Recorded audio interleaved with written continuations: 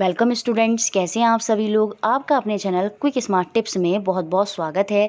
जैसा कि हम तैयारी कर रहे हैं सीटेट की और मैं आपको अपर प्राइमरी में साइंस की तैयारी करा रही हूं और ये हमारी पेडागोजी की स्पेशल सीरीज़ चल रही है जिसमें आज हमारी सीरीज़ 16 है और हम नवंबर 2012 में सीटेट साइंस पेडागोजी से जिस तरह के क्वेश्चन पूछे गए उनको सॉल्व करेंगे और डिटेल में समझने की कोशिश करेंगे।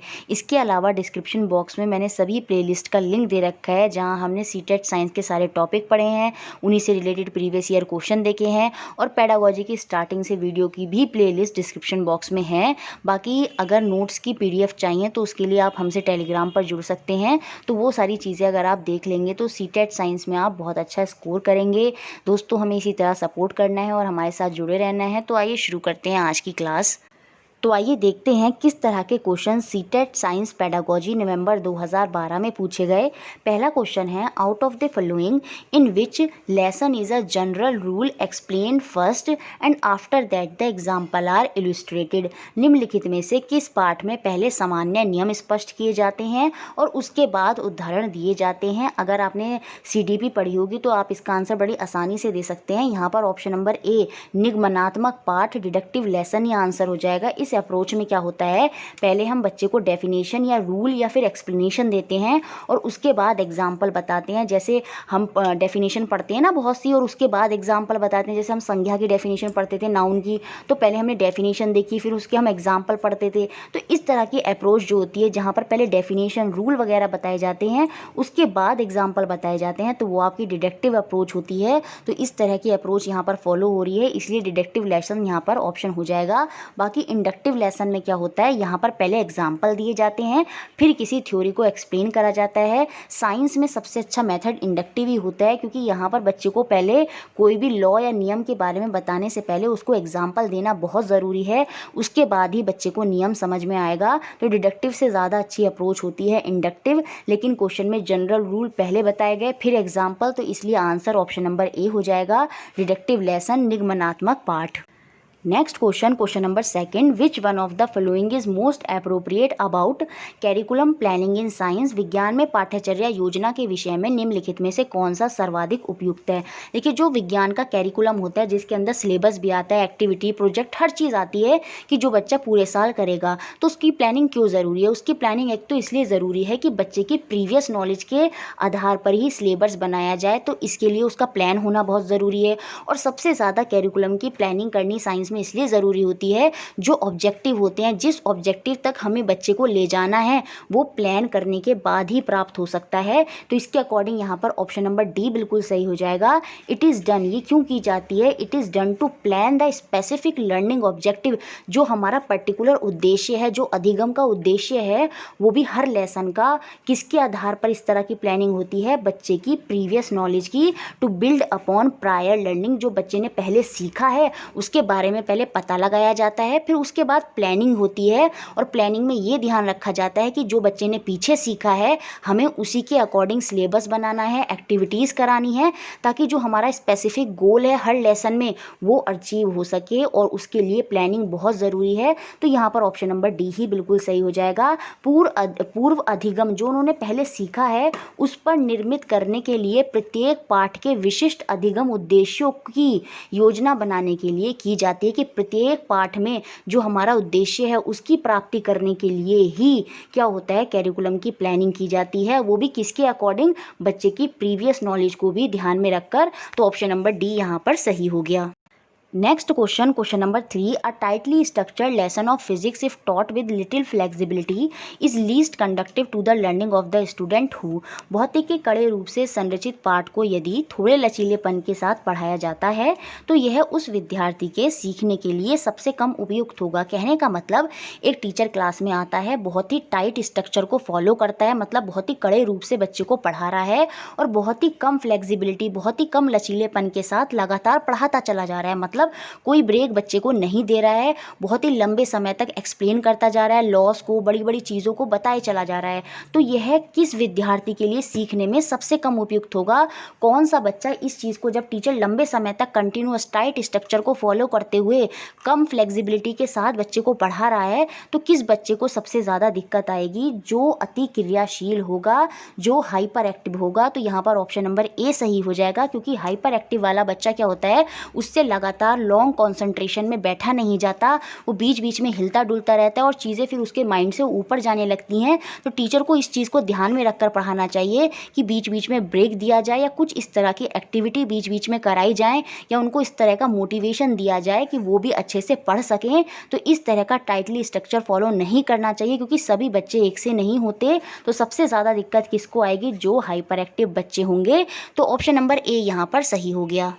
नेक्स्ट क्वेश्चन नंबर 4, जैव विज्ञानों में पाठ योजना डैश को ध्यान में रखते हुए मुख्य रूप से निर्देशित होनी चाहिए। Lesson planning in life science should be guided primarily by the consideration of. जो कोई भी आप पाठ योजना बना रहे हैं, लेसन की प्लानिंग कर रहे हैं, तो किस चीज़ को ध्यान में रखते हुए निर्देशित होनी चाहिए मुख्य रूप से, ये हमें बताना है। कक्षा के औसत बच्चों की आवश्यकताओं को पूरा करने, meeting the need of the average child in the class. जी नहीं, सभी बच्चों पर बराबर ध्यान देना है। इंक्लूसिव एजुकेशन, समावेशी शिक्षा पर बल देना है, सभी बच्चों को एक साथ लेकर चलना है। तो ये ऑप्शन तो सही नहीं होगा। सेटिस्फाइंग पेरेंट्स, पेरेंट्स को ध्यान में रखकर, अभिभावक जो होते हैं उनको ध्यान में रखकर कभी भी पाठ योजना नहीं होती, तो ये भी गलत हो गया। The curriculum goal and learning outcome, जी हाँ, पाठ्यचर्या के लक्ष्य और अधिगम के परिणामों को ध्यान में रखकर हमें कोई भी पाठ योजना बनानी चाहिए कि हमारा जो कैरिकुलम बना है उसका उद्देश्य क्या है, उस चीज़ को ध्यान में रखकर ही आपका लेसन प्लान होना चाहिए।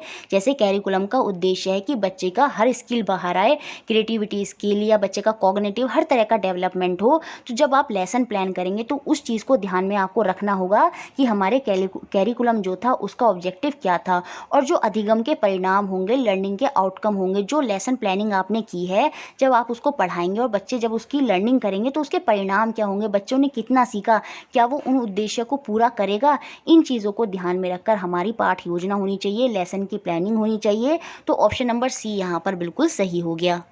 Next question number 5, when upper grade children do research work the major problem the teacher has to content with is. जब उच्चतर कक्षा के बच्चे शोध कार्य करते हैं तो शिक्षक को जिस मुख्य समस्या से जूझना पड़ता है वह है, देखिए आप अगर टीचर हैं, आपने किसी टॉपिक पर बच्चे को रिसर्च वर्क दिया है कि आपको इस टॉपिक पर रिसर्च कर लानी है, तो सबसे बड़ी समस्या जो टीचर फेस करेगा वो ये होती है कि बच्चे खुद से रिसर्च करने की बजाय क्या करते हैं, नेट पर जाते हैं, वहाँ से कॉपी करते हैं, पेस्ट कर देते हैं same as it is word को बिना कुछ समझे। और यही प्रॉब्लम टीचर को फेस करनी पड़ती है कि जब वो बच्चे के रिसर्च वर्क को देखता है तो देखता है कि बच्चे ने एज इट इज़ नेट से कॉपी पेस्ट करा हुआ होता है बिना कुछ समझे, वहाँ पर बच्चा खुद से नहीं कर रहा होता है। तो ये चीज़ें टीचर को फेस करनी पड़ती हैं। उस केस में टीचर क्या करेगा, discouraging children from copying verbatim from books and encyclopedias and guiding them effectively. बच्चों को नकल करके विश्वकोशों और पुस्तकों से शब्दशः उतारने से रोकना एवं प्रभावी तरीके से उनका मार्गदर्शन करना। उस केस में टीचर यही कर सकता है जब वो ये प्रॉब्लम देखेगा कि बच्चे बार बार चीज़ों को उतार कर ला रहे हैं, तो वो उनसे कहेगा कि इस तरह की चीज़ें आप मत करिए, उनको रोकने के लिए कहेगा और साथ में उनका मार्गदर्शन करेगा कि किस तरह से वो खुद से उस पर रिसर्च वर्क कर सकते हैं। तो ऑप्शन नंबर डी यहाँ पर बिल्कुल सही हो गया। Next question number 6, the project method of teaching is best associated with the philosophy of.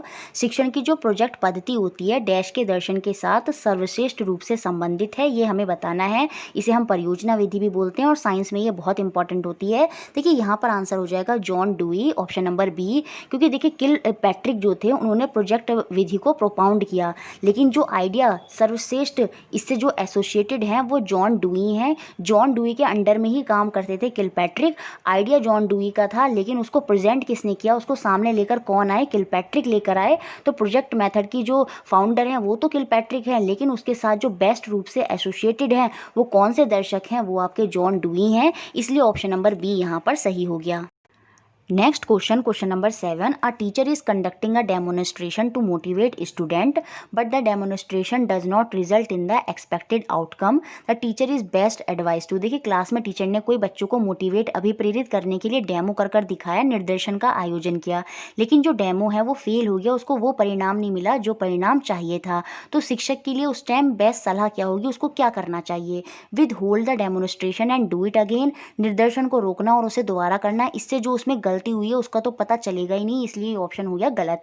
Tell the class that the demonstration failed and ask them to determine the reason, कक्षा को बता देना कि भैया जो हमारा निर्देशन है वो तो हो गया फेल, अब आप उसका कारण ढूंढो। तो ये भी गलत है, इस तरह से नहीं करना चाहिए टीचर को। टीचर को क्या करना चाहिए? फाइंड आउट, जो कमियां रहीं उनका पता लगाना चाहिए, and explain the cause of the failure, किस कारण वो कमियां रहीं, कमियों की वजह से क्यों वो डेमो फेल हो गया, वो कारण बच्चों को बताना चाहिए और उसमें बच्चों को इन्वॉल्व करना चाहिए। तो ऑप्शन नंबर सी ही यहाँ पर बिल्कुल सही हो जाएगा।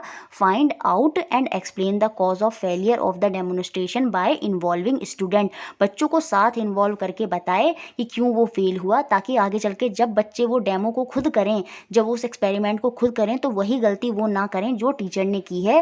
विद्यार्थियों के साथ मिलकर निर्देशन की असफलता का कारण का पता लगाना, व उन्हें समझाना, इसलिए ऑप्शन नंबर सी यहाँ पर बिल्कुल सही हो जाएगा।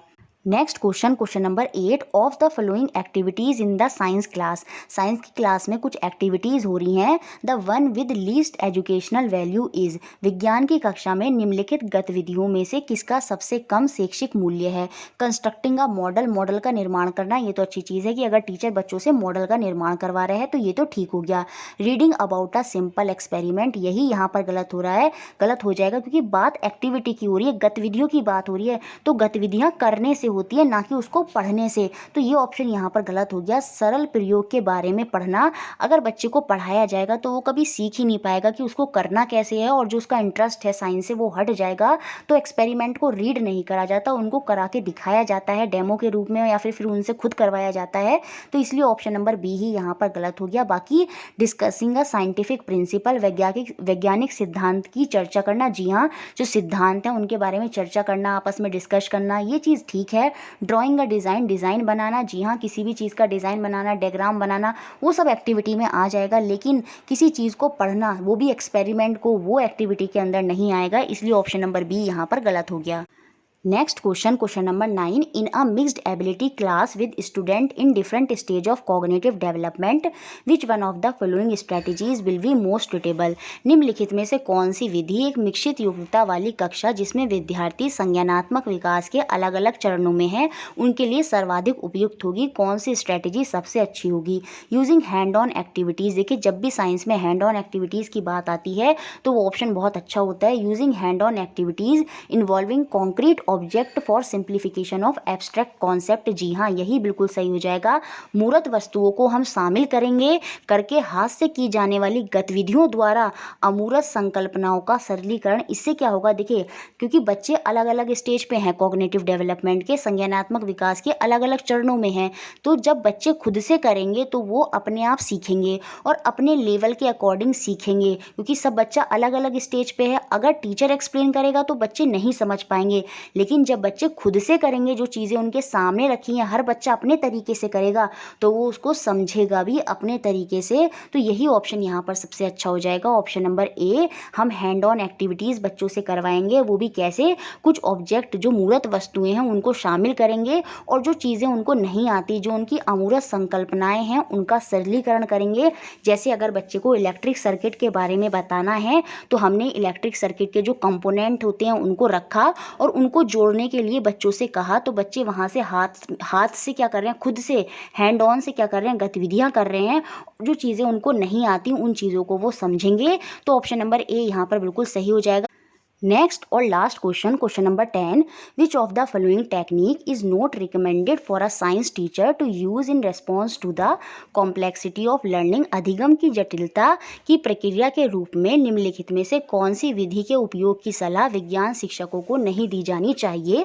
While introducing a complex concept, ask only open ended question to simulate thinking of student, जटिल संकल्पनाओं को आरंभ करते समय विद्यार्थियों के चिंतन मन को प्रोत्साहित करने के लिए केवल मुक्त उत्तर वाले प्रश्नों को पूछना, यही ऑप्शन यहाँ पर गलत हो गया। देखिए, जो मुक्त उत्तर वाले प्रश्न हैं वो तब पूछे जाते हैं जब बच्चे को कॉन्सेप्ट क्लियर होता है। जैसे मून है, मून का टॉपिक मैंने बता दिया, मून के फेसेस मैंने बता दिए। अब बच्चे को कॉन्सेप्ट क्लियर है और मुझे उसकी थिंकिंग को बढ़ाना है, तो उस समय मैं बच्चे से ओपन एंडेड क्वेश्चन पूछूंगी। कैसे करके कि अगर मून पर सन की लाइट नहीं आ रही होती तो क्या मून के फेसेस होते। तो इस तरह के क्वेश्चन ओपन एंडेड तभी पूछे जाते हैं जब बच्चे को कॉन्सेप्ट क्लियर होता है। अब यहाँ पर बहुत ही कॉम्प्लेक्स तो कॉन्सेप्ट है, तो उसका हम आरंभ जब कर रहे हैं जिसके बारे में बच्चे को पता ही नहीं है, तो आप उससे ओपन एंडेड क्वेश्चन नहीं पूछेंगे। ओपन एंडेड क्वेश्चन के वो आंसर नहीं दे पाएगा, इससे वो डिमोटिवेट हो जाएगा। खाली ओपन एंडेड क्वेश्चन पूछने से काम नहीं चलेगा, आपको और चीज़ें भी करानी होंगी। हाँ, एक दो क्वेश्चन पूछ सकते हैं, लेकिन केवल मुक्त उत्तर वाले प्रश्न पूछें ये सही नहीं होगा। ऑप्शन नंबर ए यहाँ पर गलत हो गया, बाकी सारे ऑप्शन यहाँ पर सही होंगे। हम बच्चों का प्री टेस्ट भी ले सकते हैं उनकी नॉलेज के बारे में पता लगाने के लिए, ताकि टीचर कॉम्प्लेक्स जो कॉन्सेप्ट है उसको आसानी से पढ़ा सके। हम मटेरियलों का प्रयोग भी कर सकते हैं बच्चों को समझाने के लिए, और हम जो प्लान है अपने लेवल को उसी के अकॉर्डिंग प्लान करेंगे। जो कक्षा के इंस्ट्रक्शन जो होगी वो slightly above the level of the individual student but well with in the level of the class. जो हमारा टीचिंग का स्तर होगा वो अलग अलग विद्यार्थियों के स्तर से थोड़ा तो अधिक होगा, परंतु जो हमारी क्लास है उसके लेवल की सीमा के भीतर ही रहेगा। क्योंकि लेवल अगर कक्षा से क्लास से बड़ा हो गया तो बच्चा फिर से समझ नहीं पाएगा, क्योंकि कॉग्निटिव डेवलपमेंट में हमने पढ़ा था बच्चे की आयु के अकॉर्डिंग ही पढ़ाना चाहिए। तो ये ऑप्शन भी यहाँ पर सही है। तो ऑप्शन नंबर ए जो 1 ऑप्शन है वही यहाँ पर गलत हो गया है। मुझे लगता है अब आपको सारे क्वेश्चन क्लियर हो गए होंगे। तो इस तरह के क्वेश्चन हमारे पूछे गए। वीडियो अच्छी लगी है तो लाइक ज़रूर करना है, शेयर सबसे ज़्यादा करना है और इसी तरह हमारे साथ जुड़े रहना है। Thank you for watching.